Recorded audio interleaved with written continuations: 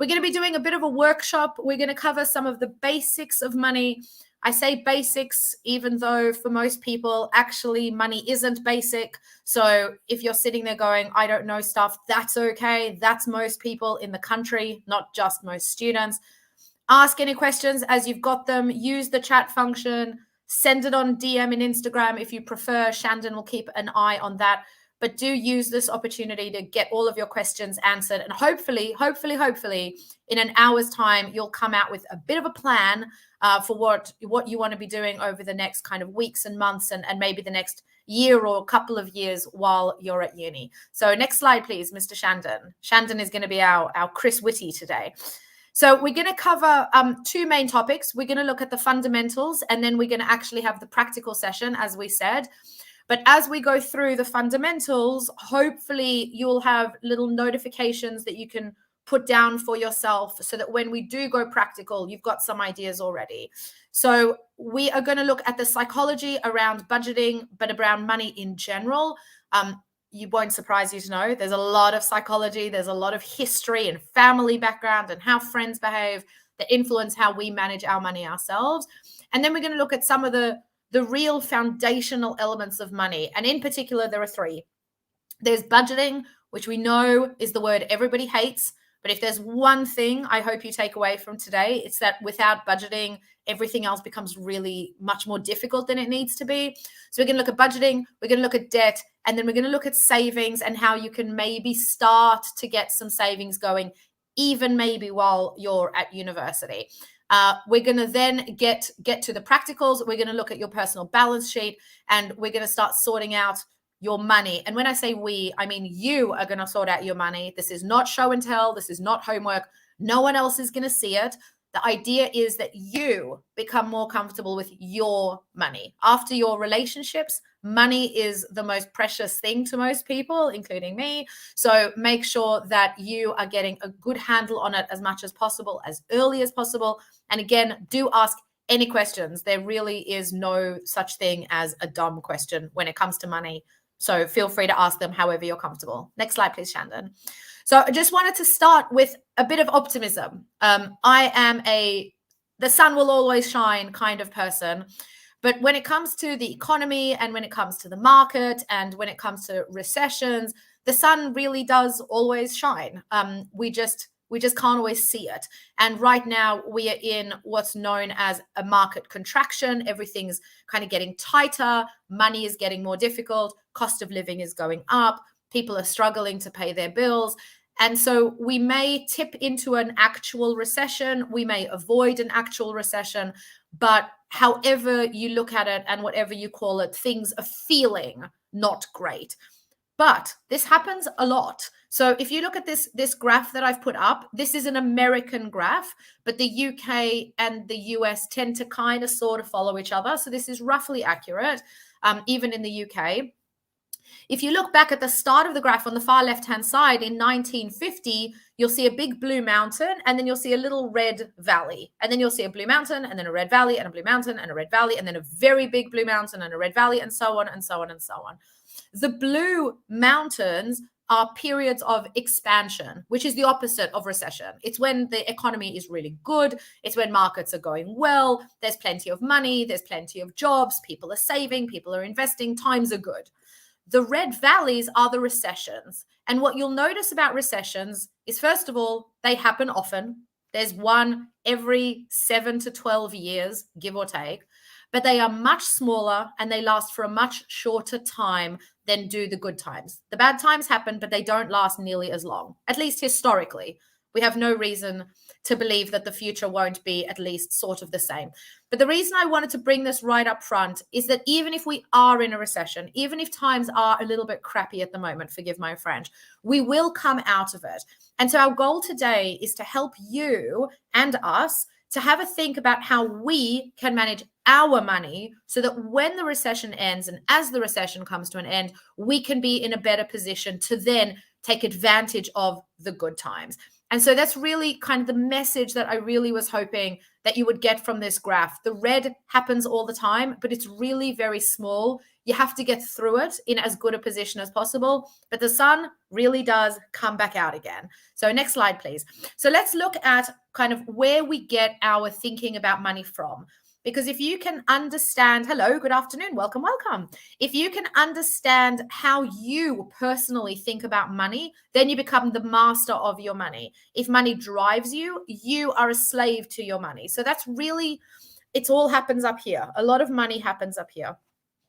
So what I've put here is what is commonly thought of as the psychology of money in terms of a cycle. So every family has its own approach to finance. Some families are very open about money. They talk about it. Education is, part of the regular conversation in the house. Then there are families that have a lot more debt, perhaps than might be ideal. Maybe you hear your parents or guardians talking about using payday loans. Maybe there's loan sharks. Maybe there's gambling. There's families that are very generous with their money, to the point sometimes that that's not good. There are families that don't like to spend any money, even if they have it. All of these things impact on how we think about money ourselves. Regardless of that, of what kind of family you may have grown up within, most people then feel really ignorant about money. They feel like everybody else learned it, but we didn't. And that means that we start to avoid it. We don't want to look into it. We put aside bank statements. We don't look at credit card statements. We don't look at, we don't look at our credit score. We don't look at our tax return until the last minute. So we avoid thinking about it. By avoiding thinking about it, you then put yourself into a kind of emotional state where all of a sudden you've got things like fear and greed and guilt and envy and anxiety and stress that start to build up. Again, super, super natural and normal. It happens to almost everyone, right? Because our emotions really guide our money. But what happens when we start to feel fear and greed and anxiety and stress is that to avoid those things, to avoid the stress, we avoid anything to do with the things that might be able to change. So if we are avoiding looking at our credit score, then we just don't think about it. We pretend like it's not there. But what ends up happening is we end up spending money to make ourselves feel better. Now think to yourself, little small exercise, when was the last time you spent money because you were feeling happy? When did you last spend money because you were feeling sad? Because you were feeling lonely? Because you couldn't sleep? Because you were feeling hungry? Right? We spend money based on our emotional state. And so if you are able to think about one emotion that makes you spend money. So I personally used to spend a lot of money when I couldn't sleep. It's very easy to grab a hold of this and to go onto Amazon or to go onto ASOS or to go onto whatever website you use and click, click, click. And the next thing you've spent 50 quid on a pair of shoes that you never needed. Now, what I did, because I know that that's a problem for me, is I disconnected my PayPal. So that if I really wanted those pair of shoes, I would have to get out of bed in the cold, come into the living room, open the laptop, get the password. And by that point, I was already like, what are you doing? Like, you don't want those shoes. You don't even like those shoes. So think to yourself, scribble it down if you're working with a paper and pen, or if you're working on the laptop. What is your emotional trigger for spending? Is it when you're hungry, when you're tired, when you're happy, when you're sad? And then think to yourself later, how can you put some barriers into place so that when you're feeling those things, you don't then make it worse by then spending money that you don't want to be spending. Next slide, please. And that's very much for you to have a think about it. So you have a complex relationship with your money. We all do. That's coming from a few different places. The first is your financial programming, right? How your family, how your friends, how your grandparents, how your guardians, however you grew up, how did those people who had a huge impact on your life, how did those people think and talk about money? And likely some of that's gone in here. The second component is anxiety and avoidance. This is most people.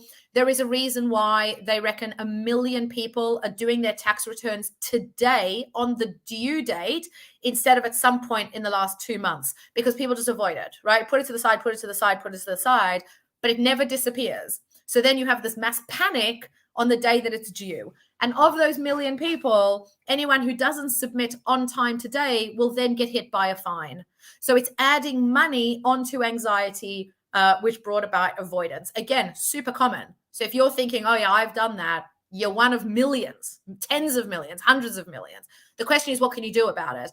And the third component of that is that your emotions really do play a role in all of these factors. So if you spend money or have anxiety or have avoidance because of particular issues, how can you address those issues to start to minimize it? Now, no matter how great you are and everyone's fabulous, you're not going to turn a corner from anxiety and avoidance with money to being open about money and give it all to me now. That's not how humans work. Pick one thing. Like I said, is it you spend when you can't sleep, like me, or when you're happy, or when you're sad? Or is it that you are maybe listening to certain friends who maybe don't have a healthy attitude towards money and you're copying them?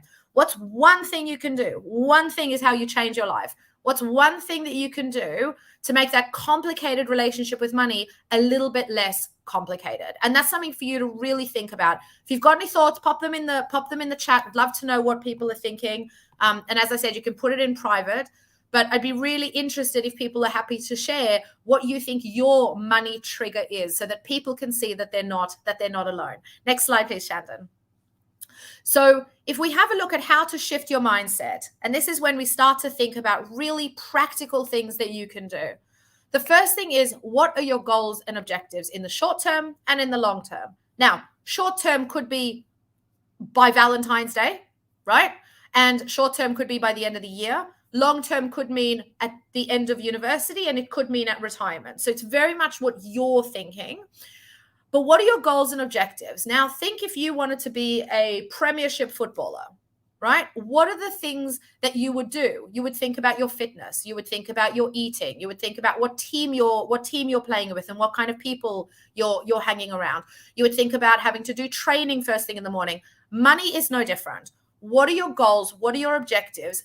Because only then can you understand what you need to do with them. Next slide, please. So have a think about, what are your goals and objectives in the short term and in the long term? First thing, write down a few ideas. It could be a case of you want to be saving £5 a month, right? You want to be getting out of debt by an extra, you want to get out of debt 6 months faster. Have a think about some of those things, long term, short term. Second bit, and this is something that Gen Z and students, if we're allowed to call you guys that these days, this is something that your generation is particularly great at, is thinking in terms of making more money. A lot of people, a lot of students are in the gig economy, are selling stuff on Etsy, are doing contracting, are doing consulting, are driving for Uber, are cycling for Deliveroo. When it comes to budgeting, and we're going to look at that, but when it comes to budgeting, it's always been spoken about in terms of cutting, right? Spend less on avocado toast, turn off your lights, don't get takeaway coffees. Now that stuff's not wrong, but there's only so much you can cut, because you have to eat, you have to pay electricity, you have to pay for the roof over your head, but there's no limit to how much you can grow. So think in terms of not just how to spend less, but how to make more. And this is something that I'm betting a lot of you are doing anyway. How can you make more?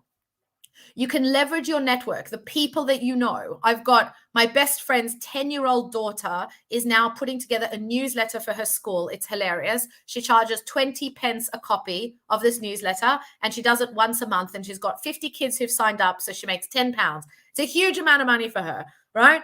Leveraging your network. What are you smart about? What are you capable with? Where do you have creativity? Are you selling on Etsy? Do you build websites? Can you walk dogs? Are you doing babysitting? There is no limit to how much money you can make. There is a limit to how much money you can cut.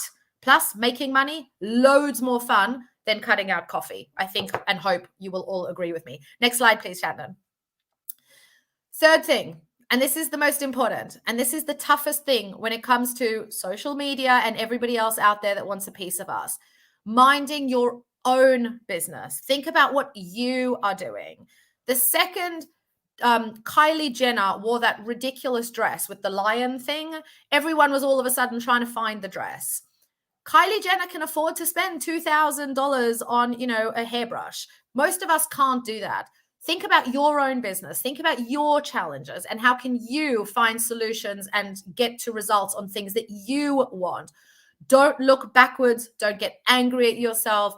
I like to say, don't focus on the rearview mirror. You're not going that way. Focus in front of you. We've all made mistakes. We've all got caught up in things that, you know, in the cold light of day, we might not have done that. But think about where you're going. Think about your goals. Think about your objectives and keep moving forward. Don't worry about occasionally falling down. It happens. Having a look at some of the comments, right? My money trigger when I'm hungry or sad as a coping mechanism, right? Spending money when I'm tired and hungry. Hungry always comes up. Spending money on Costa in the morning, right? Our morning coffees. So many people, we've become addicted to having coffee first thing in the morning, right? It's part of our habit. Spending money when I'm happy. Elisa's saying she's selling on Vinted, which I know is happening a lot now. A lot of people selling on Vinted. That's absolutely fantastic. Good for you. A body shop consultant, wonderful. And another Vinted in the marketplace works well, but not regular. Absolutely. But sometimes just getting that little boost of money can mean that you've got extra money for the weekend, or you've got extra money for that sale that you wanted, or you can pay down a little bit of debt. So minding your own business, making more money, and doing it all in the service of your goals and your objectives and the things that you want. Don't worry about Kylie Jenner. She's not worrying about you. Don't give her your time and attention. Next slide, please. I mean, feel free to, but don't be dominated by that. It's not the ideal scenario for any of us. We're all a little bit too much into the celebs. They've all got plenty of cash. They don't need ours. The fourth and final point in terms of getting your mindset shifted is to take initiative. Now, first of all, you're all here. So you're all already taking initiative, thinking differently about your money.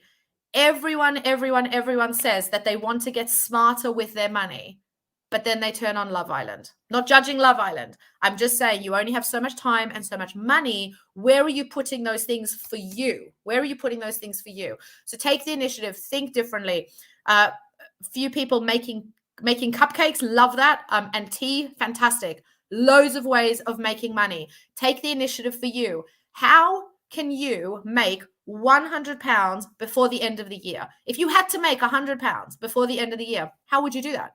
Would you be selling cupcakes or chocolates or work at the body shop or sell on Vinted? Or is there some other thing that you can be doing, right?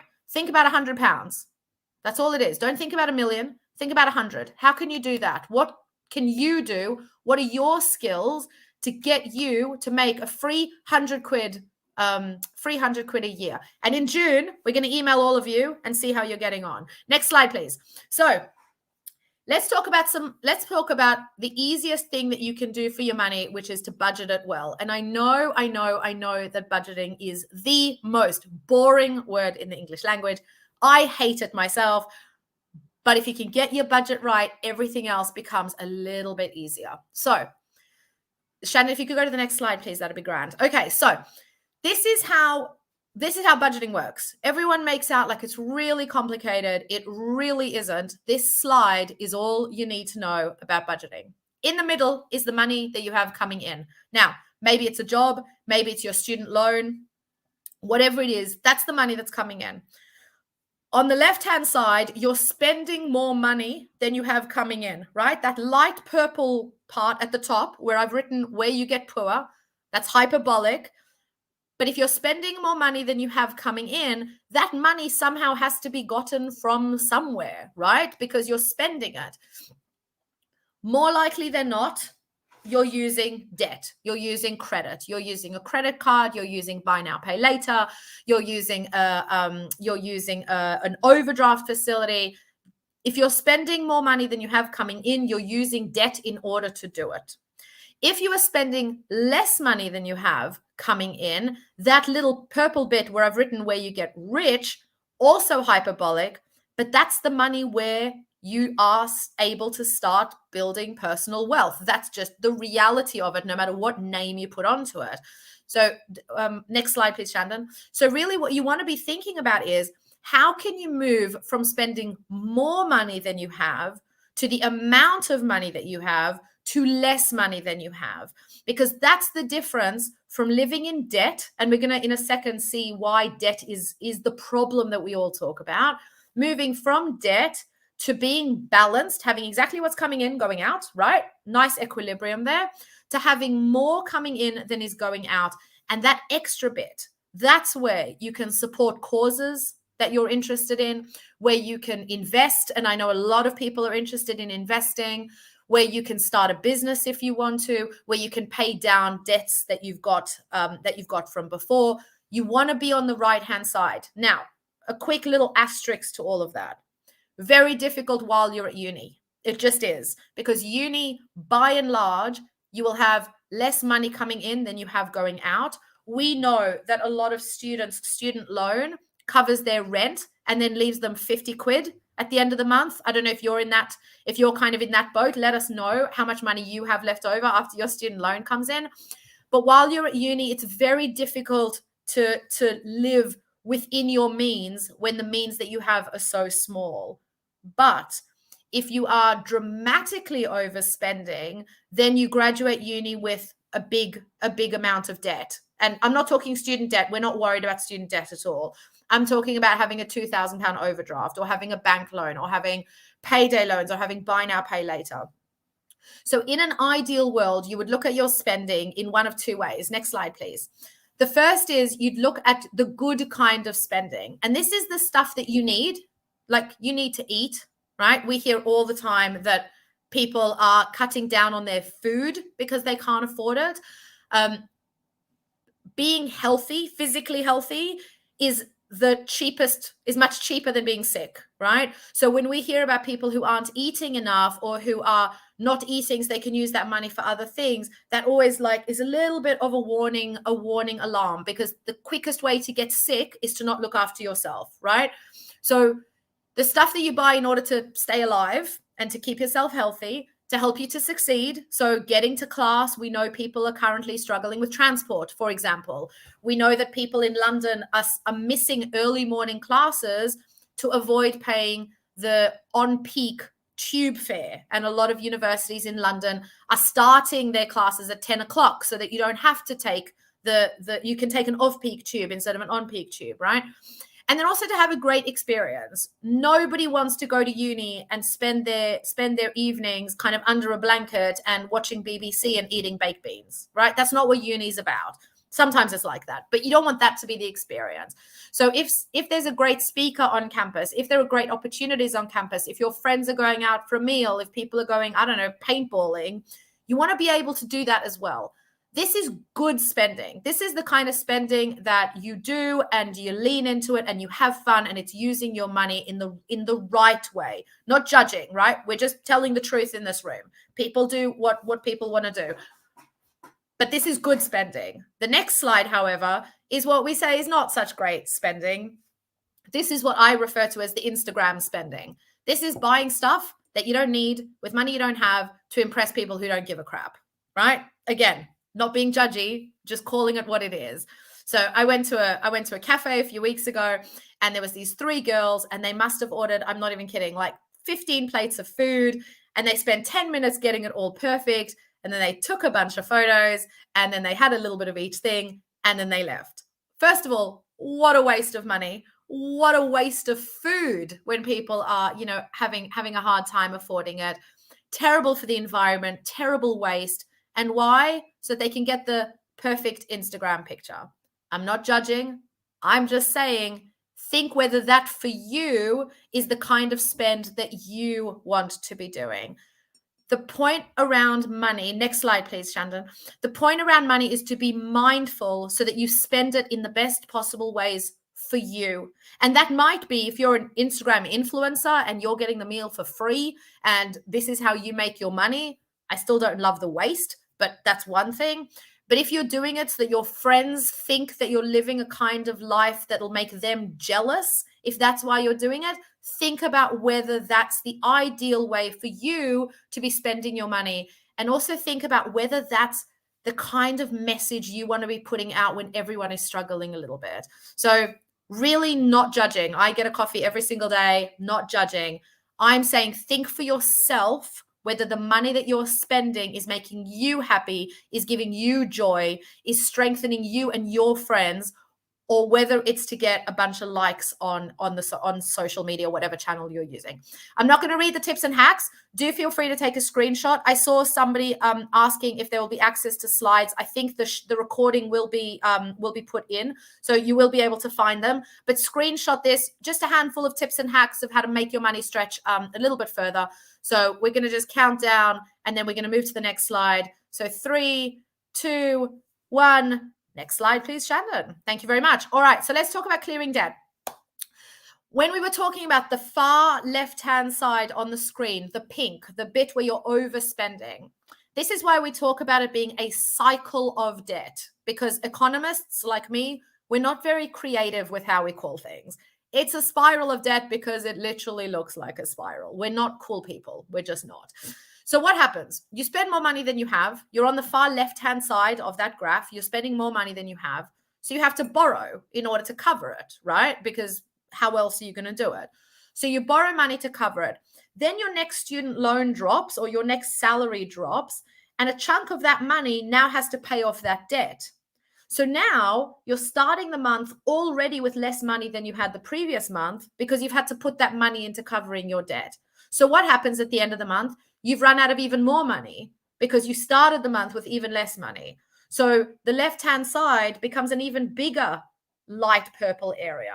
So you've got even more of a gap. So you have to borrow even more, and so on and so on and so forth. And this is why we call it a spiral. What happens at every step of this journey is that the more debt you have, the more stress and anxiety you have. This is fact, and this is undeniable fact. Debt causes distress. It just does. The reason that rich people who are in a lot of debt don't have distress from debt is because that debt is accounted debt. They're using debt in a strategic way. So if you're buying a house, you can't just buy a house. Nobody has £500,000 lying around, right? You take out a mortgage, but that mortgage is based on you being able to afford every single month to cover it. It's manageable debt.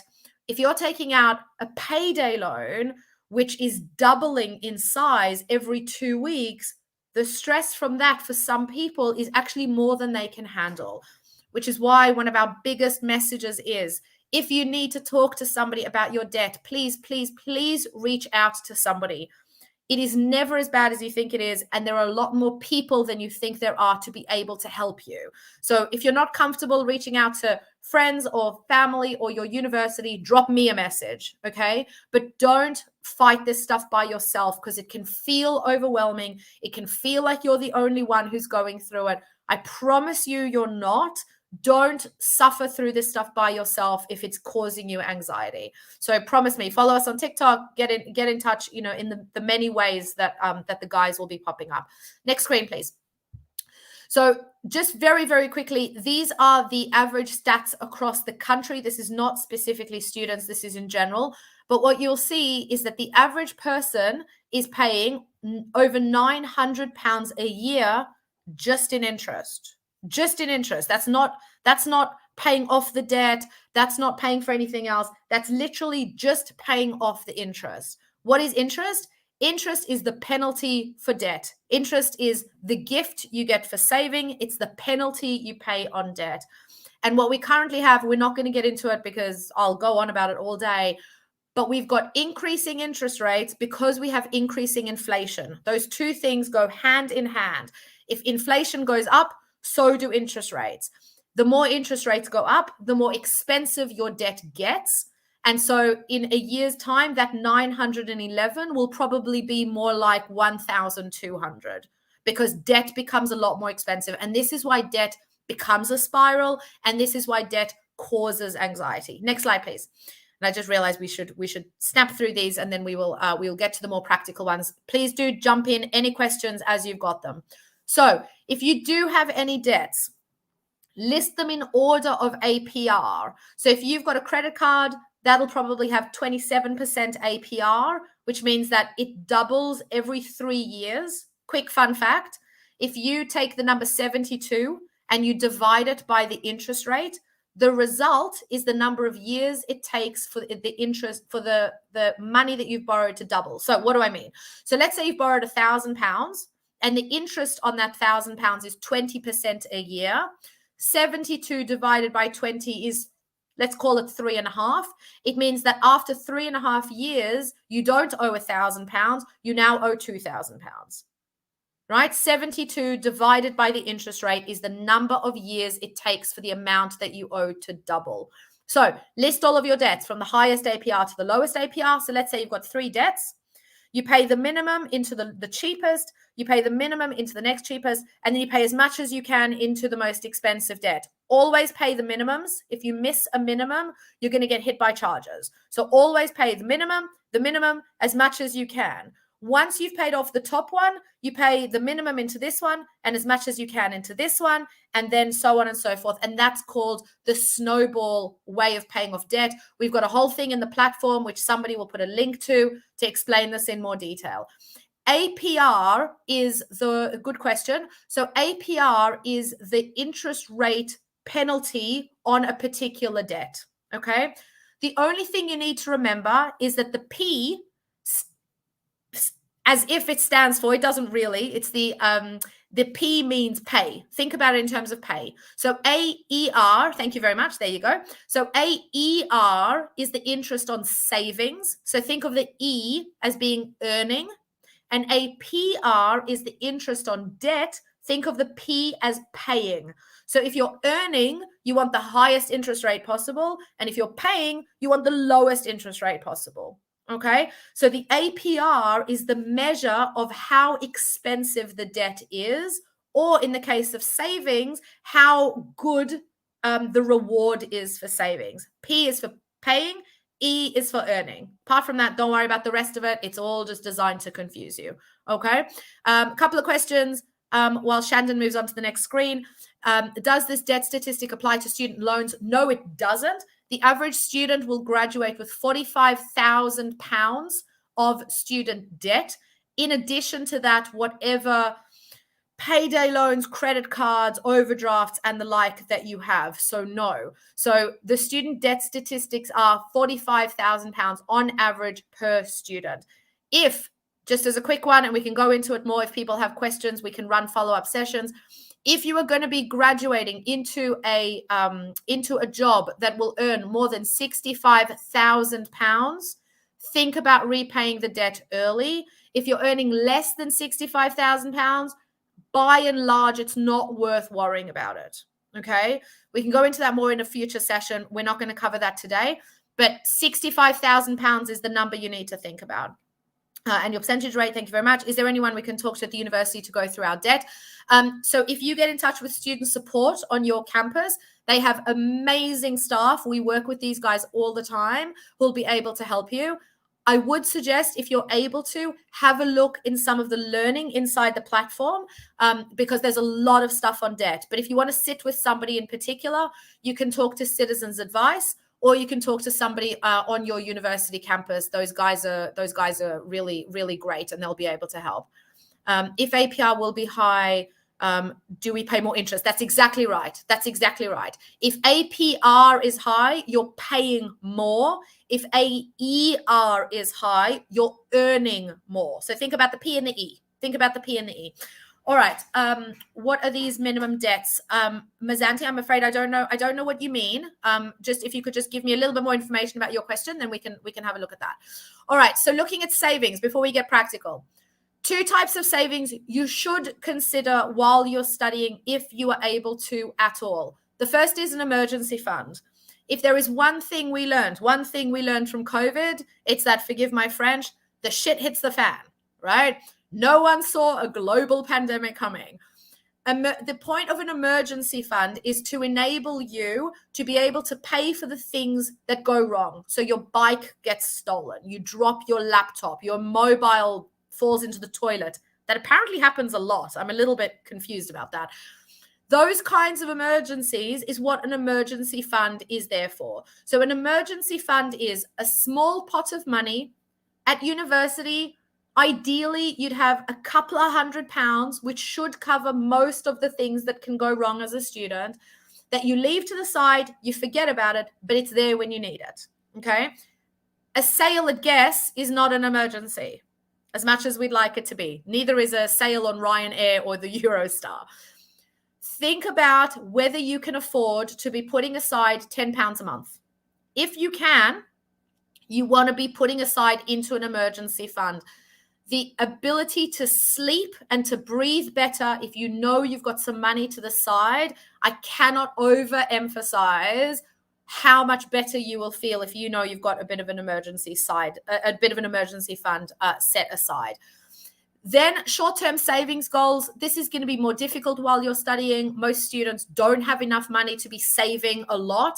And if you are able to save, the emergency fund is absolutely your top priority. But if you do have a little bit more, or you're making money from your cupcakes or from your Vinted or from your the other things that people have been mentioning, then having a short-term savings goal for clothes when you graduate, taking a holiday, if you want to buy a car, whatever it is a good idea.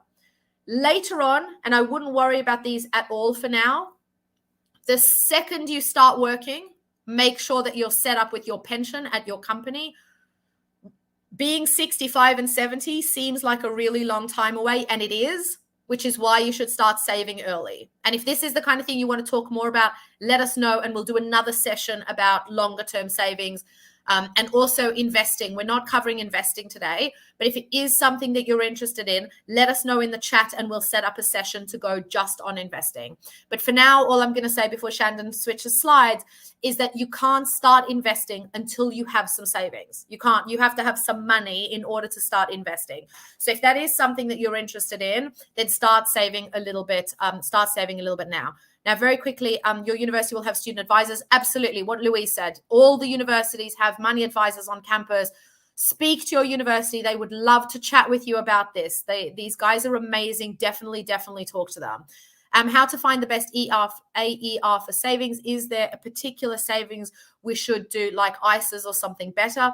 So we're not really going to cover this today because we don't have enough time. So pop it in the chat if you'd like us to do something more on the various investments and savings tools, and we will set up another webinar and send everyone an invite to cover that. A few people saying they want to talk about investing and savings. So just let us know if you're one of those people, and we'll set it up. In terms of finding a savings account, these are the 4 steps. The first is you need to have a bit of extra money, right? So you need to budget. You need to move from the left-hand side to the right-hand side and have that little bit of extra cash. Find a good account. Now, if we're talking about emergency funds, any account that you can get to immediately, it's known as instant access, which means that you can put your card into the machine or you can do a transfer and get your money immediately with no penalty. Find one of those, do the paperwork.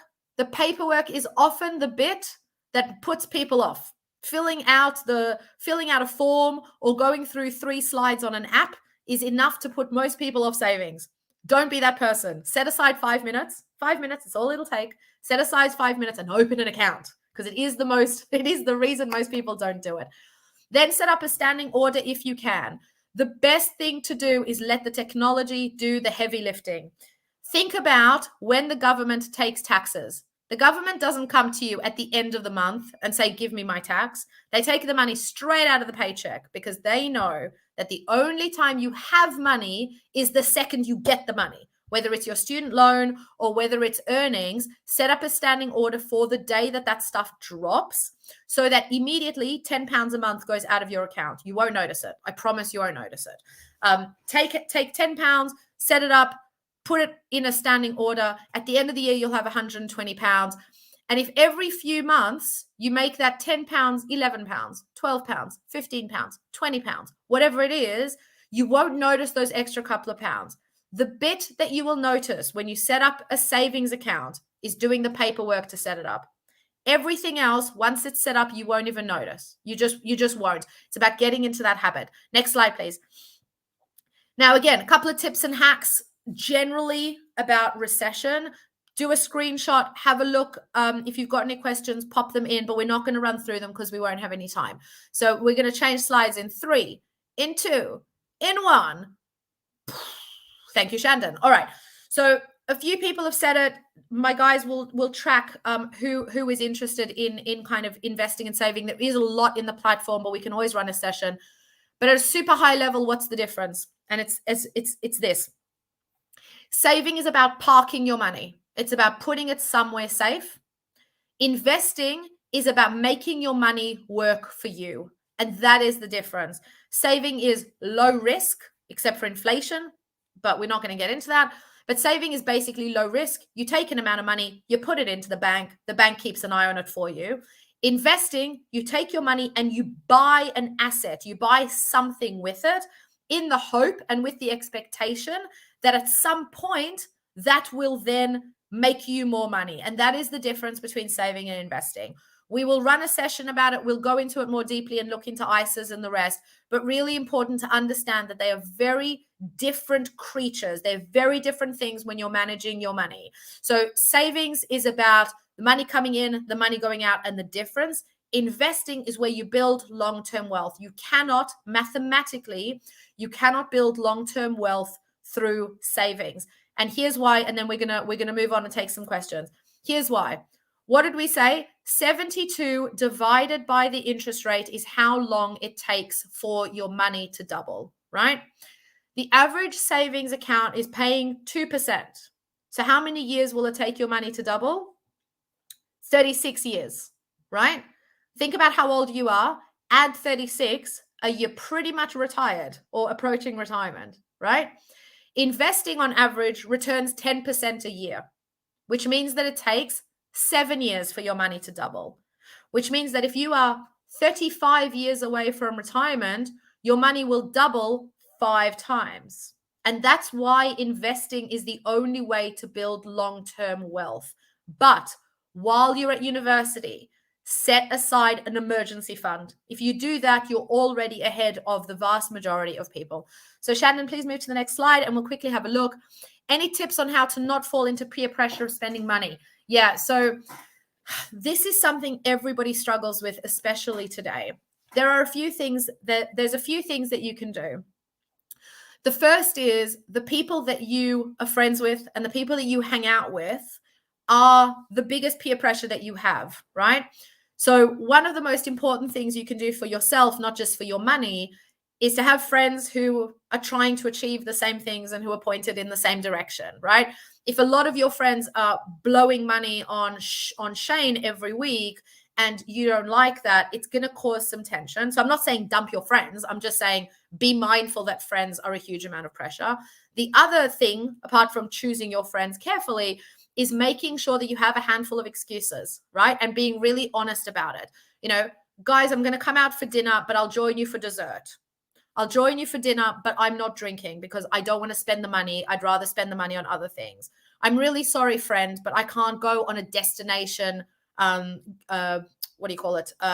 night because I just don't have the money, right? Happy to come shopping. I'll join you for coffee, but I'm not buying anything because I'm saving for a home, right?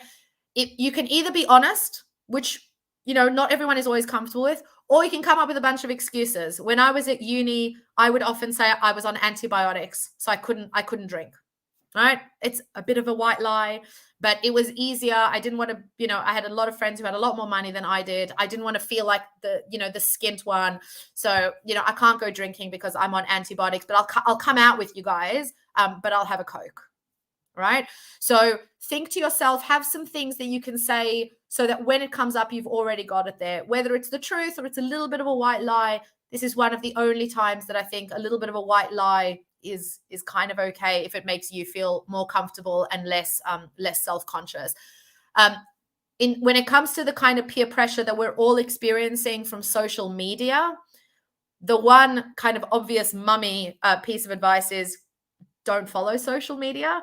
But the other one is to remember that the people on social media, most of them are getting stuff for free, right? They're getting the stuff for free. When Kim Kardashian, not to pick on the Kardashian family, but when Kim Kardashian is wearing like a great dress from wherever, she didn't pay for it. Somebody gave it to her for free and then paid her $1 million, which is her going rate on Instagram, to pretend like she did buy it so that we all would. So before you do anything, before you spend your money, give your brain 5 seconds. 5 seconds. Just ask yourself, am I buying this for me or am I buying this because I feel like I should do it for other people? And that is my only real tip around peer pressure. It is a very tough thing. We all go through it. What is a good monthly budget for 2 children? I mean, how long is a piece of string? It's really hard for me to tell you based on different circumstances how you can and should be spending your money. The best budget is one that you can afford and that gives you everything that you need to have. So a good budget is not one where there is no food. So I can't really answer that question. What I would suggest is to have a look at what other people in your circumstances, for example, how they're spending their money, and maybe look at ways of, making sure that you've got enough to do everything that you need to do. So for example, one of my biggest recommendations is learn how to cook, use frozen vegetables. They're cheaper. Shop, smarter. So, buy things at the cheaper supermarkets, look for the yellow stickers. There's an awful lot of bargains out there, although they are getting tougher because now everyone is struggling a little bit. Everyone's looking for the bargains. Can you get a savings account that's got no interest? You can. I don't know why you would want to. There are savings accounts out there with very little interest, but even like Monzo and Revolut are offering 2 and 3% on savings accounts. So that unless you desperately want one that has no interest, I know that there are some religious restrictions on that, and if that's why you're asking it, I know that there are some Sharia compliant bank accounts out there. If that's the question that you're asking. But otherwise, most savings accounts do have interest. There are plenty of Sharia compatible savings accounts out there. So if that's your question, if you wanted to get into that more, I'm happy to do that as well. So conscious of time, we've only got 12 minutes to go. So what I want you to do with your sheet, if you've got it, is to write down even just one goal. Means that you're infinitely better than you were this morning. One goal that you're going to set for yourself. Maybe it is about disconnecting your PayPal from your ASOS account. Maybe it is about doing a couple of learning modules within the Black Bullion platform. Everything we've spoken about and all of savings and investing and credit scoring, all of that is inside the platform. So maybe that's your goal, that you want to spend an hour doing some learning every month. Maybe you want to read some finance books. Maybe you want to check your credit score on a regular basis, or maybe you want to set up an emergency fund. What is 1, 2, or 3 things that you're going to do? You're the only one that knows you. Are you motivated by doing things that are going to punish you? Like, I need to get yelled at the gym. I'm not motivated by rah, rah. I'm motivated by move your ass. What kind of person are you, right? What kind of goals are going to make you feel like you're moving forward? And write a few of those down. There's nothing quite like having it written down. Here we go. Saving £10 a month for an emergency. If that's what you do, then at the end of this year, you'll have £120 saved up. £120 means that if your bike breaks, you can get it repaired. It means that if you've dropped your phone into the toilet, you can get a repurposed one, refurnished one. £10 a month is fantastic. Brilliant. So come up with a couple of goals for yourself. Stick it on your fridge. So it's always front of mind. Next slide, please. Once you've got your 3 goals or your 2 goals or your 1 goal even, I mean, feel free to take 10 minutes when we finish and put in the other ones. How are you going to achieve it? So again, think about if you wanted to play for the Premiership. How would you achieve becoming a Premiership player if you've got the talent, right? You need to look at your diet. You need to look at your exercise. You need to look at training. So let's say that we're gonna go with the saving £10 a month for an emergency. How will you achieve the goal? Are you going to set up a standing, or you're going to open a savings account and set up a standing order? Are you going to drink 1 coffee less a week, which is about £12, £14, depending on how much you're paying, right? Are you going to sell 1 item on Vinted every week? How are you going to achieve it? What are some really practical, simple, easy, to the point that you could explain it to a child? How are you going to achieve the goals, right? And then the flip side, what might stop you from achieving that goal, right? Do you need your coffee in the morning? And so sitting here with us, you're like, yeah, I won't drink coffee once a week, but actually you know that you love your coffee and you're not going to stop. Is it actually, I can't be bothered to find a savings account, which is a lot of people, right? It's again, not judgy. This is just the way it is. Or is it a case of, I don't know where to go. I don't know what I need. I need to learn more before I can do it. What can stop you? Because if you know what can stop you, then you know how to solve the problem. If you don't know yourself well enough to know what might stop you from achieving your goal, your likelihood of achieving the goal is zero, because things happen, right? So how are you going to achieve the goal, and what might stop you from achieving the goal? Next slide, please. If you can do those two things, then you're well on your way to having kind of the beginning of the picture that you want. Now, what do I mean by that? There are 4 parts to your money. If you haven't read Rich Dad, Poor Dad, which is where we've pulled this out of, I do recommend it. You can buy it now for like £1 on Amazon. You can probably get it for free at your local library.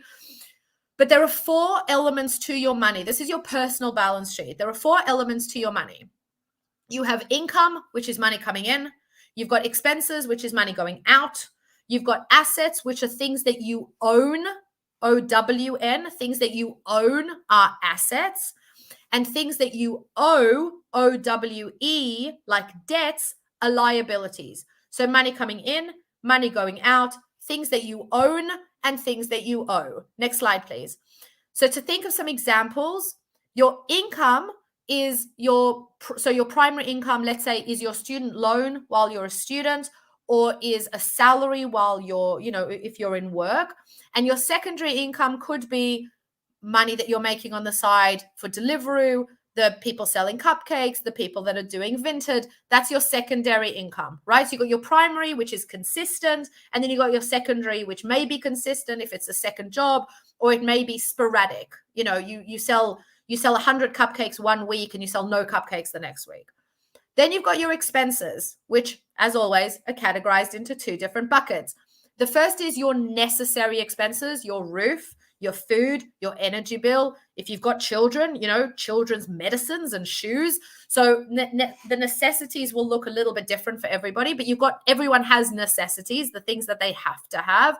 And then you've got your luxuries, which can be your coffee and can be, going out, or it can be buying clothes, or it can be holidays, or whatever it is. So money coming in, money going out. In terms of things that you own, right? An emergency fund, a pot of money, is an asset, right? Because it's earning some interest. An ISA, which is part of investments, which we will cover in our investment session that we'll host and we'll send over to anybody. And then your liabilities is debts, right?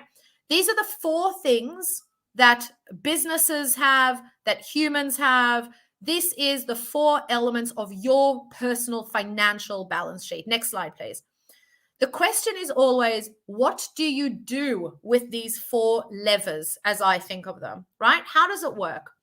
And we're gonna wrap this session by going through 3 different types of people. Most people, the overwhelming majority of people, this is what their personal financial situation looks like. They make money from a job. That job is salary. That's the money coming in. All of that money then pays for expenses, and you never ever get to the assets and the liabilities, right? So the debt is paid off through the expenses. You're never building assets. You're never building, I'm going to say, future wealth. I don't mean getting wealthy. We don't mean getting rich. We mean having enough money, right? There's no easy word for that. So just being sorted, right? This is how most people in Britain live their life. It's how most people in the entire Western world live their life. They have money coming in, and almost all of that money then goes on spending the stuff in their life. Next slide, please. Then you've got kind of the let's call it the top 20%. Money comes in, money pays off debts, the liabilities, right? Pays off the expenses, but you're never building assets. You're never buying assets. So all of your money is going towards paying off your debts. And you can see there, you've got a mortgage, so you've got a house, but until the house is paid off, it's not an asset, it's a liability. And that's beyond the scope of this conversation. But from an economic perspective, while there is a mortgage on it, it's a debt, right? You could have a car, you could have, you could owe money on your car, credit cards, student loans, all of these things are liabilities. Money comes in from a job. It pays some of the debt. It pays off the stuff that you need to live, and you have no money left. Next slide, please. This is how wealthy people manage their money. They focus on building their assets. Now, this is obviously somebody who's been around a long time, right? They have real estate and stocks and bonds and notes and intellectual property. This is not where people start. This is where people end. But if you are building assets, those assets then generate income. Real estate provides you with rental income. Stocks and shares provide you with dividends, right? If your money is working for you, like we said in the slide above, when you are investing, that money is being put to work. It's not resting, it's being put to work. Then you have income that is coming in even while you sleep, which is the ultimate, right? You're making money without making money because your money is making its own money. So think about it this way. And then if you've got any questions in the last couple of minutes, please do pop them in because I think we're on the last slide. You've got, if you think of money as a seed, right? Like a seed, like of an apple tree, let's say you have 20 seeds in your hand, right? If you put those seeds into the ground, they will, from those seeds will grow trees, right? And those trees will give apples, and in those apples are seeds. Now you can sell those apples, right? And make money. Or you can take the seeds out of those apples and plant more seeds and plant more seeds and plant more seeds. That's what an asset is. An asset is the idea that you're planting seeds that then work all by themselves to bring you more seeds. And that's what an asset is. So why do the rich get rich? The rich get rich because they have assets that makes money for them all the time. If you are, Shandon, can you just go back up 2 slides, please? If the only income that you have coming in is from a job, then you are limited in how much money you can have, because a job is about selling your time for money. You go into work for 8 hours a day and they pay you for that time.